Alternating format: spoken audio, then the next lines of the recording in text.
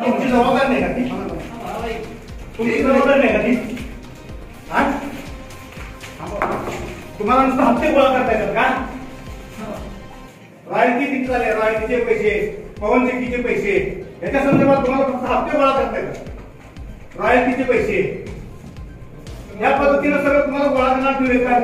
तहसीलदार गिरगाव यांच्या मार्फत तुमची जबाबदारी नाही का? तुमची जबाबदारी नाही का? शेतकऱ्याच्या अंगावर पेट्रोल ओतून आत्मदहन करण्याचा प्रयत्न. तुळजापूर तहसील कार्यालयामध्ये धक्कादायक प्रकार. प्रतिनिधी हैदर शेख. तुळजापूर येथे तहसीलदाराच्या केबिनमध्ये अंदूर येथील शेतकऱ्यांनी अंगावर पेट्रोल ओतून आत्मदहन करण्याचा प्रयत्न केला. अंदूर येथील शेतकरी बाळकृष्ण पाटील यांची अतिक्रमण हटवण्याची मागणी. पोलिसांच्या सावधानतेने अनर्थ टळला. मौजे अंदूर तालुका तुळजापूर येथील सर्वे नंबर 155 मधील दोन्ही बाजूला गायरान जमीन असून अंदूर बसस्थानक, नॅशनल हायवे ते खंडोबा मंदिर, खुदावाडी रोडवर दोन्ही बाजूंनी दुकानदारांनी अतिक्रमण केले आहे व हे अतिक्रमण काढण्यासाठी आज तुळजापूर येथे तहसीलदाराच्या केबिनमध्ये आत्मदहन करण्याचा प्रयत्न केला, मात्र पोलिसांच्या सतर्कतेने अनर्थ टळला. मी 10/2/25 पत्र दिलं होतं की अंदूरमध्ये तीर्थक्षेत्र विकास योजनेतून काम चालू आहे. त्या कामामध्ये रस्त्याच्या कामाला अडथळा येतो. तिथं अतिक्रमण झाले, गायरान जमीन आहे. रस्त्याच्या दोन्ही बाजूला सर्वे नंबर 155 मध्ये गायरान जमीन आहे आणि ती तहसीलदार साहेबांच्या अखत्यारीत येते ती जागा. त्या संदर्भात मी ग्रामपंचायतला पत्र दिलं होतं, जिल्हाधिकाऱ्याला पत्र दिलं होतं आणि तहसीलदारला साहेबांना पत्र दिलं होतं. 10 तारखेला पत्र देऊन त्यांना 16 तारखेपर्यंत अतिक्रमण काढा असं म्हणलं होतं. जर नाही झालं तर मी 17 तारखेला आत्मदहन करणार असा इशारा दिला होता.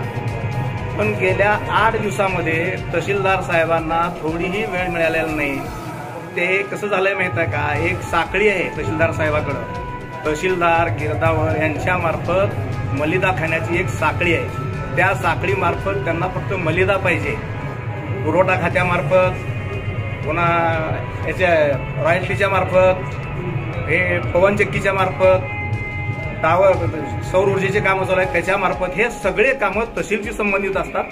त्याच्यामध्ये अर्थकारणामध्ये तहसीलदार मशगूल आहेत, पण ह्या कामामध्ये त्यांना अजिबात वेळ मिळाला नाही. तुम्ही आज बघितला, त्यांनी साधं पत्र सुद्धा दिलेलं नाही. आज तुमच्या समोर त्यांनी पत्र देत आहेत मला की 20 तारखेला मिटिंग कॉल करतायत. त्यांनी सरपंच, गट विकास अधिकारी आणि BNCC अधिकारी डिप्टी इंजिनियर यांची मिटिंग कॉल करतायत. ही जमीन सर्वे नंबर गायरान 155 मधील जे अतिक्रमणधारक आहेत त्यांनी परस्पर विक्री केली आहे. शासनाची जमीन परस्पर जागे बळकावून भाड्यानं दिलेत. त्याचा लाभ ते घेत आहेत. ना त्याचा ग्रामपंचायतला कर, ना महसूलला कर.